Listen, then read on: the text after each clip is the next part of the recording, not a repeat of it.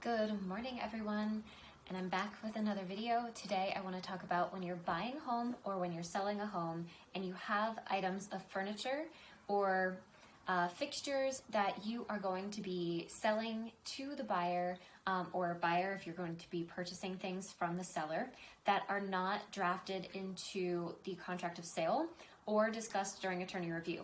Oftentimes, this issue will come up during inspections.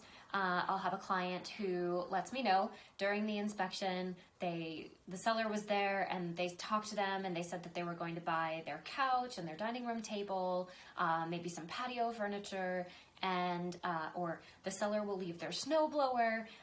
There's a whole slew of things that can get discussed with the seller directly, especially when you're moving along and a lot of trust has been established in the contract. So oftentimes the realtors are involved in this process very heavily. They are communicating with one another about the items a lot of the times, and the attorneys, we are quite often left out of the loop of these discussions. We sometimes don't ever even hear about them until closing comes and the prized snowblower that was supposed to be left for the buyers is now gone. It can become a huge walkthrough issue that attorneys, their hands will be tied if the agreement for these items is not put into writing somehow.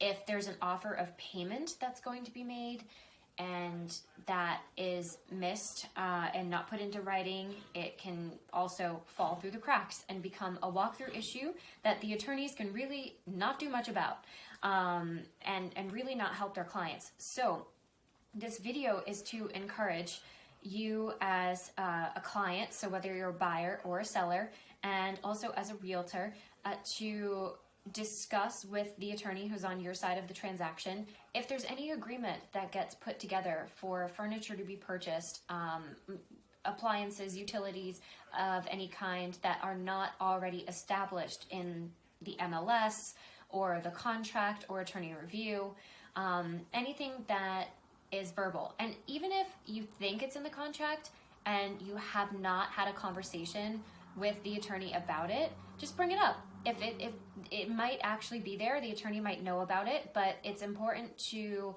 have a discussion. Again, really the problem arises when myself, for example, when I've had an opportunity to talk to the client about all of these things at the beginning of the transaction, but then there's some discussion that happens with the seller and the realtor, and there's this understanding that feels very warm and cozy and fuzzy that happens without me later in the contract, and I never get looped in.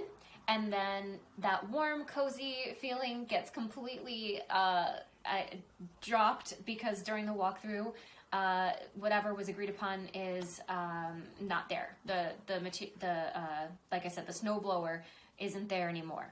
So it's important to, even if something feels good and you trust and it feels right, to bring it up with your attorney so that they can help you establish something formal as an addendum to the contract so that it's in writing.